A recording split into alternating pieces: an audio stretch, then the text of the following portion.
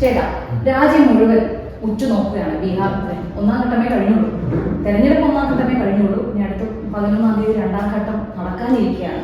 14-ാം തീയതി റിസൾട്ട് വരുള്ളൂ. പക്ഷേ എല്ലായിടത്തും ചർച്ച, അതായത് കേരളത്തിൽ പോലും ബീഹാറിലെ തെരഞ്ഞെടുപ്പ് ഭയങ്കര ചർച്ചയാണ്. മാധ്യമങ്ങളെല്ലാം, ഓൺലൈൻ മാധ്യമങ്ങളായാലും എല്ലാവരും ചർച്ച ചെയ്യുന്ന ബീഹാർ തെരഞ്ഞെടുപ്പാണ്. അത് എന്തുകൊണ്ടായിരിക്കും? ചിലപ്പോൾ ബി ജെ പി ഈ തെരഞ്ഞെടുപ്പ് ഫലം ഏതെങ്കിലും രീതിയിൽ ബി ജെ പിയെ ബാധിക്കുമോ? ബി ജെ പിയെ ബാധിക്കുമെന്ന് പറഞ്ഞാൽ ബി ജെ പി അവിടെ ശക്തമാണ്. ഇപ്പൊ കഴിഞ്ഞ തവണത്തെ നോക്കുകയാണെങ്കിൽ കഴിഞ്ഞ തവണത്തെ സീറ്റിനെക്കാളും കൂടുതൽ സീറ്റ് ഇപ്പോൾ ബി ജെ പി അവരെ വിഭജിച്ചെടുത്തിട്ടുണ്ട്.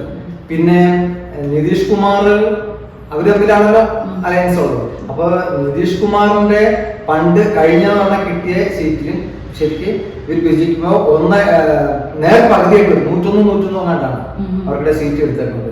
അപ്പോൾ ശരിക്കും നോക്കുകയാണെങ്കിൽ കഴിഞ്ഞ തവണത്തെക്കാളിലും ബി ജെ പി ശക്തമായിട്ട് അവിടെ കൂടി എന്ന് വേണം നമ്മൾ വിലയിരുത്താൻ. അതായത് എൻഡിഎയിൽ നിതീഷിന് കൊടുത്തതിനേക്കാൾ സീറ്റുകൾ ബി ജെ പിക്ക് ഉണ്ട്. അവിടെ കൊടുത്തതിനേക്കാൾ സീറ്റില്ല, നിതീഷിന് കൊടുത്ത സീറ്റും അത്ര തന്നെ സീറ്റ് ബി ജെ പിക്ക് ഉണ്ട്. അപ്പൊ തുല്യമായിട്ട് അവർ വിജയിച്ചെടുത്തേക്കാണ് സീറ്റ്. അതായത് 243 സീറ്റ് എങ്ങാണ്ടാണ് തോന്നുന്നത്. അതില് 101 സീറ്റ് വെച്ച് 101 സീറ്റ് അവർ വിജയിച്ചെടുത്തപ്പോൾ അതിൽ നിന്ന് നമുക്ക് മനസ്സിലാക്കാവുന്ന ഒരു കാര്യം, നിതീഷ് കുമാറിന്റെ അപ്രമാദിത്വം അവിടെ കുറയുകയും ബി ജെ പി കൂടുകയും ചെയ്തു എന്നാണ് എനിക്ക് തോന്നുന്നത്. അപ്പൊ ശക്തമായിട്ട് ബി ജെ പി വന്നിട്ടുണ്ട്. പിന്നെ മോദിയുടെ ഒരു വൻ പ്രഭാവം അവിടെ ഉണ്ട്.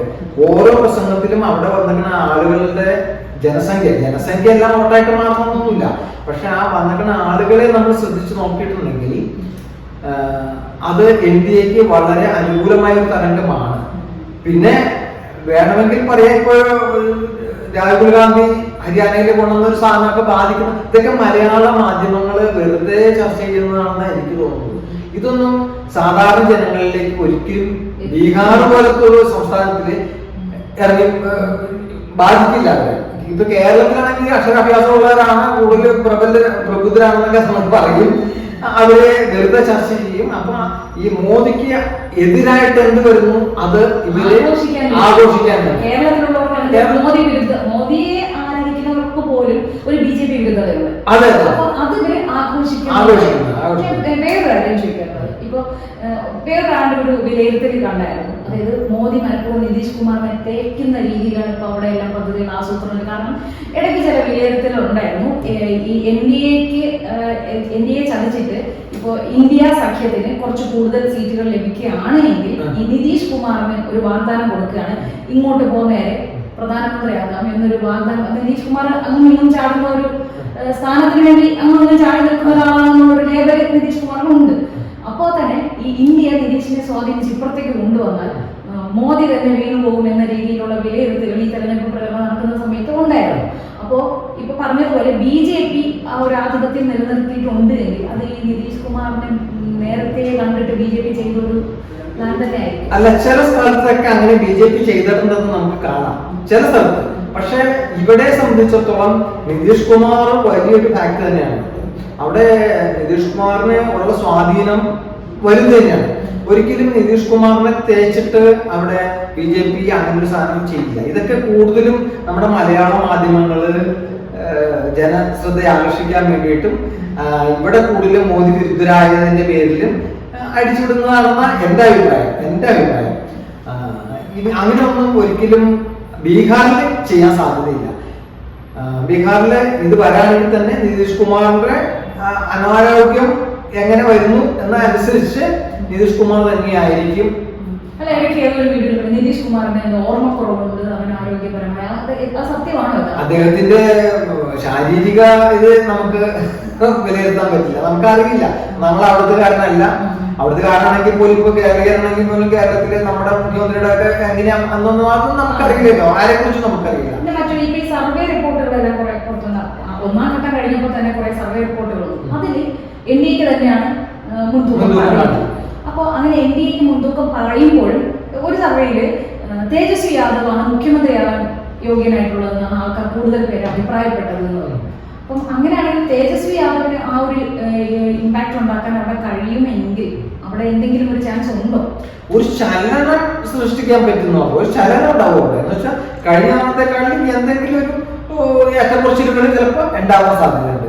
അതിൽ കൂടുതലൊന്നും തേജസ്വി യാദവിന് അവിടെ ചെയ്യാൻ പറ്റില്ല. കാരണം അവിടെ ഉള്ള മറ്റു പാർട്ടികൾ നോക്കുകയാണെങ്കിൽ തേജസ്വി യാദവനെ അവിടെ ഉണ്ട്, ലാലു പ്രസാദ് യാദവിന്റെ മകനാണല്ലോ, ആ ഒരു ഇത് അവിടെ ഉണ്ട്. പക്ഷെ എങ്കിലും മറ്റു പാർട്ടികൾ എന്ന് പറഞ്ഞാൽ CPM, CPI, കോൺഗ്രസ്, ഇവരൊക്കെയാണ് അവിടെ ഇവരൊക്കെ അശക്തരാണ് അവിടെ എന്നാണ്. രാഹുൽ ഗാന്ധി അവിടെ വലിയ യാത്രയൊക്കെ നടത്തി ഭയങ്കര ഒരു അലയൊലികളായിരുന്നു എന്നാണ് നമ്മുടെ ഇവിടുത്തെ മാധ്യമങ്ങൾ.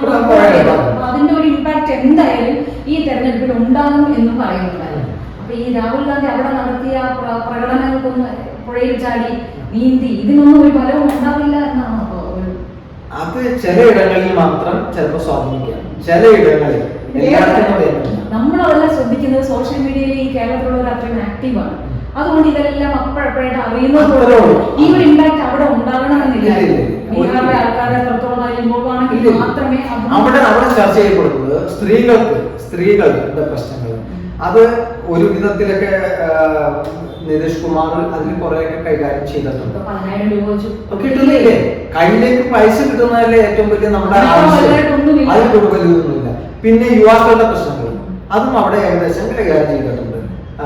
ദളിതരുടെ പട്ടികജാതി വർഗങ്ങളുടെ ഇവർക്കിടെയൊക്കെ പ്രശ്നങ്ങൾ അവിടെ ഒരുവിധം നന്നായിട്ട് കൈകാര്യം ചെയ്തിട്ടുണ്ട് കഴിഞ്ഞ സർക്കാർ, ഇതിനു മുമ്പത്തെ സർക്കാരിനെ അപേക്ഷിച്ച് നോക്കുമ്പോൾ. അപ്പൊ അവിടെ വിലയിരുത്തുന്നത് ജീവിത സാഹചര്യങ്ങളിൽ വരുന്ന മാറ്റമാണ്, ആ ഉയർച്ച.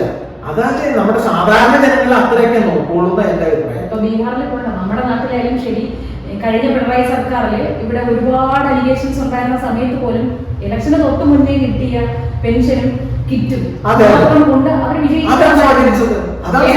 ഈ പ്രബുദ്ധരായ മലയാളികൾ, രാഷ്ട്രീയം അറിയുന്ന, രാഷ്ട്രീയ ബോധമുള്ള സാക്ഷരരായ മലയാളികൾ പോലും ആ അവസാനത്തെ കിട്ടിയ ആ റൊട്ടിക്കഷ്ണത്തിന്റെ പേരിൽ അടുത്ത് വീണ്ടും വോട്ട് കൊടുക്കുന്നത്. 10,000 രൂപ കൊടുത്തതോടെ ബീഹാർ NDA ഉറപ്പിച്ചു എന്ന് തന്നെ നമുക്ക് NDA ഒരു 99% ഉറപ്പിച്ചു എന്ന് തന്നെയാണ് എന്റെ അഭിപ്രായം. ഇത് പറയുമ്പോൾ നമ്മളെ സംഘികളായിട്ട് പ്രേക്ഷകർ ഒരിക്കലല്ല, ഞാനൊരു പാർട്ടിക്കാരനില്ല, നമ്മൾ ആരും പാർട്ടിക്കാരില്ല, എനിക്കറിയില്ല. അപ്പം ഞാൻ ആ പാർട്ടിയുടെ ഇതില്ല, നമ്മുടെ വിലയിരുത്തൽ ഒരു സാധാരണക്കാരൻ അതെന്ത് വിചാരിച്ചു മതി. അത് വാർത്തകളും അതുമൊക്കെ കേട്ടിട്ടുള്ള വിലയിരുത്തൽ, ഒരിക്കലും അവിടെ പോയി കണ്ടിട്ടുള്ള വിലയിരുത്തലല്ലല്ലോ. അപ്പൊ അതിൽ നിന്ന് നമുക്ക് തോന്നുന്നത് NDA തന്നെയാണ് ഇപ്പോഴും അവിടെ മുൻതൂക്കം, NDA തന്നെയായിരിക്കും അവിടെ വരുന്നത്. പിന്നെ ഒരു കഴിഞ്ഞ തവണത്തേക്കാളും കുറച്ച് കൂടുതൽ ചിലപ്പോൾ തേജസ്വി യാദവിന് കിട്ടുമായിരിക്കാം. അവിടെ കുടുംബത്തിലെ പ്രശ്നങ്ങളുണ്ട്, എല്ലാവരും ഒന്നിച്ചു കൂടിയല്ല കുടുംബത്തിൽ. ഇപ്പൊ അമ്മ അദ്ദേഹത്തിന്റെ ഒപ്പം വന്നു വിചാരിച്ച് അനിയനാണെന്നുണ്ട് അല്ലെ, അനിയനൊക്കെ മാറി നിൽക്കാണ്. ആ ഒരു പ്രശ്നങ്ങൾ വളരെയധികം ബാധിക്കും. പിന്നെ ചിരാഗ് പാസ്വാന്റെ സ്വാധീനം നമ്മൾ ഉദ്ദേശിക്കുന്നതിനേക്കാൾ അപ്പുറമാണ്. അദ്ദേഹത്തിന്റെ സ്വാധീനം അവിടെ നന്നായിട്ടുണ്ടാവും. അപ്പൊ അതൊക്കെ എതിർചേരികള് ശക്തമാണ്. ഇപ്പത്ത് നോക്കുമ്പോ അതാണ് എനിക്ക് തോന്നുന്നത്. എന്തായാലും H5s ഒന്നും ചിലപ്പോൾ മിക്കവാറും ബീഹാറിൽ ഗുണം ചെയ്യില്ലായിരിക്കും. ചില വിമർശകർ പറഞ്ഞതുപോലെ ബീഹാറിൽ തോറ്റു പോകുമെങ്കിൽ അത് ഇതുപോലത്തെ വോട്ടുചോരി കൊണ്ടായിരിക്കും എന്ന് പറയാൻ വേണ്ടി കോൺഗ്രസ് മുൻകൂറായിട്ടൊരു ജാമ്യം എടുത്തതാണ് എന്ന് പലരും പറയുന്നുണ്ടായിരുന്നു. അതിപ്പോ തന്നെ പറയണ്ടല്ലോ, ഇപ്പൊ തന്നെ ബീഹാറിലെ കള്ള വോട്ടുകൾ ഇഷ്ടംമാതിരിട്ടെന്നൊക്കെ പുതിയ ഈ ഇലക്ഷനും അതെ ഈ വോട്ടർ പട്ടികയെ സംബന്ധിച്ച് പറയുമ്പോ ഇത്രയും കൊല്ലം ഭരിച്ചത് ഈ കോൺഗ്രസ് അല്ലേ? പിന്നെ ലാലു പ്രസാദ് യാദവ് അല്ലേ അവിടെ ഭരിച്ചത്. അവിടെ മാത്രം നോക്കുമ്പോ അല്ലേ ഈ നിതീഷ് കുമാർ വരുന്നതിന് 20 കൊല്ലം നിതീഷ് കുമാറിന്റെ ഭരണം അവിടെ ഉണ്ടായിട്ടുള്ളൂ. അതിനു മുമ്പ് ലാലു ആയിരുന്നു അവിടെ ഭരിച്ചത്. അപ്പോഴൊന്നും ഇത് ഒന്നും കണ്ടെത്തിയില്ല. ഇത് സാധാരണ എല്ലായിടത്തും ഉള്ള സാധനമാണ്. വോട്ടർ പട്ടിക എന്ന് പറഞ്ഞിട്ടുണ്ടെങ്കിൽ ഇപ്പൊ എനിക്ക് 6 മാസം കഴിഞ്ഞാൽ ഒരു സ്ഥലത്ത് താമസിച്ച 6 മാസം കഴിഞ്ഞാൽ എനിക്ക് വോട്ടർ പട്ടികയിൽ പേര് എടുത്താം. ഒരു 2-3 സ്ഥലത്ത് പേരുണ്ടെന്ന് പറഞ്ഞിട്ട് അത് എത്ര സ്ഥലത്ത് വോട്ട് ചെയ്തു എന്നുള്ളതാണ് നമ്മൾ നോക്കുന്നത്.